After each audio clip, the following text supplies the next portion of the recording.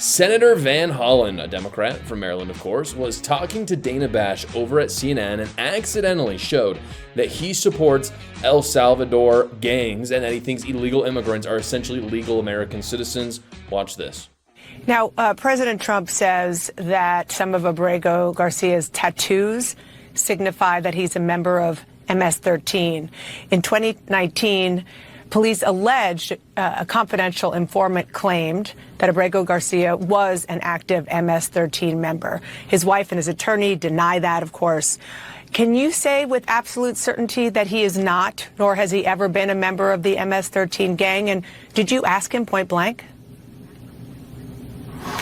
Well, Dana, what Donald Trump is trying to do here is change the subject. The subject at hand is that he and his administration are defying a court order to give Abrego Garcia his due process rights.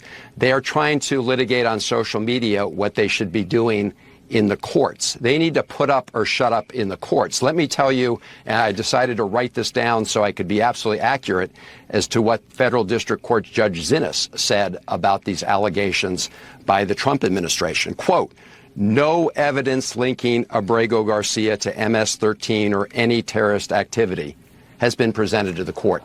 That's where to litigate this. It's been litigated in many other places. So I'm not going to get into the details because the whole purpose of our court system is for them to adjudicate these things, not for Donald Trump to go off on social media. Yeah, you're right. They have not, there hasn't been a court hearing for them to put forward evidence in the first place, which is your whole point.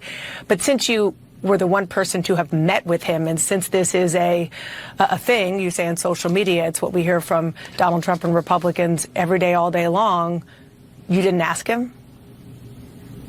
I didn't ask him that because I know what his answer is. What he told me was he was sad and traumatized that he was being in prison because he has committed no crimes. I think at some point the president of El Salvador realized it was looking really bad to have this person who had been absconded from America, from the streets of Maryland.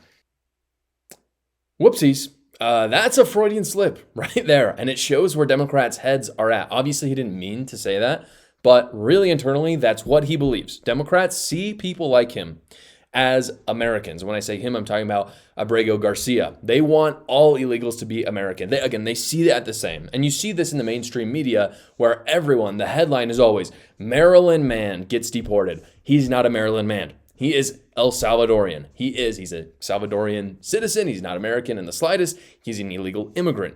Dana Bash, though, says at the very beginning of the interview, and this is, I think, what's really fascinating. She says, did you ask him the only question that matters, essentially, which is, are you MS-13?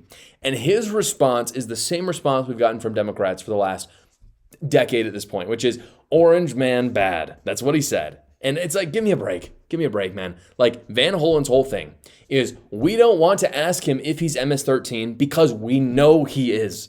He knows that he's MS-13. So his whole distraction technique is, no, I didn't even need to ask that question. And he's saying he didn't need to ask it because he's saying that he didn't commit a crime, where in reality, we all know you're not asking the question because you know he is MS-13 already. And so, again, and what that comes down to is he would rather have the Democrats win on the immigration issue because they see this as a scandal for the Trump administration. I don't think Americans see it as that in the slightest, but that's how Democrats look at it.